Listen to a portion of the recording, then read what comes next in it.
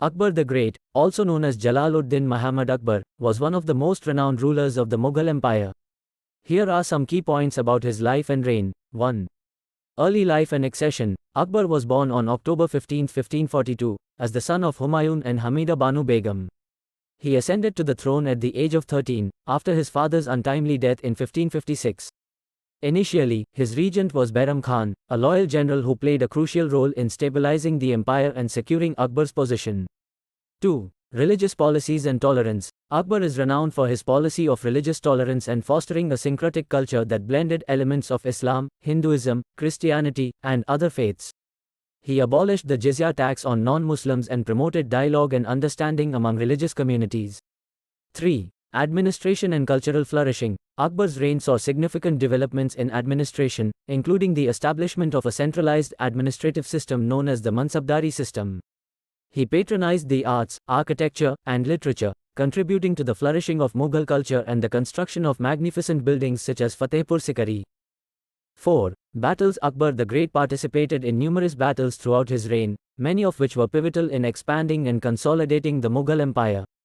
Here are some notable battles and military campaigns during Akbar's reign. 1.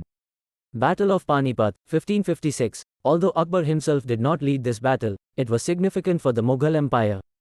Akbar's regent, Bairam Khan, decisively defeated Himu, the Hindu king and general who had declared himself ruler of Delhi after defeating the Mughals at Delhi. This victory secured Akbar's position as emperor and marked the beginning of his reign.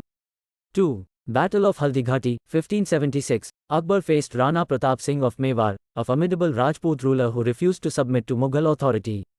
Although the battle itself was inconclusive, it demonstrated Akbar's efforts to assert Mughal control over Rajasthan. Despite not achieving a clear victory, the Mughals gradually gained influence over the region through diplomacy and alliances. Conquest of Gujarat, 1572 to 1573. Akbar personally led the campaign to conquer Gujarat, which was ruled by the Sultanate of Gujarat. The campaign involved several battles and sieges, ultimately resulting in the annexation of Gujarat into the Mughal Empire. Akbar's victory in Gujarat solidified Mughal control over western India and expanded the empire's territorial boundaries. 4. Conquest of Bengal, 1574 to 1576. Akbar's forces, led by his generals, undertook campaigns to subdue the independent rulers of Bengal.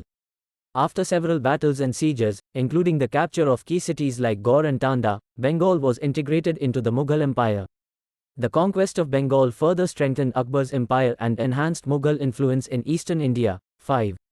Campaigns in the Deccan, 1591 to 1601. Akbar launched multiple military expeditions into the Deccan region, which was ruled by various kingdoms and sultanates. These campaigns aimed to expand Mughal authority southward and bring the Deccan under imperial control.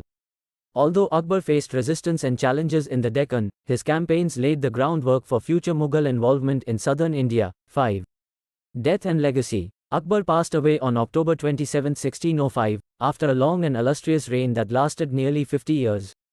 His legacy as a visionary ruler who expanded and strengthened the Mughal Empire, promoted religious harmony, and fostered cultural development continues to be celebrated. Akbar's reign is often regarded as a golden age of Mughal history, characterized by prosperity, cultural exchange, and tolerance.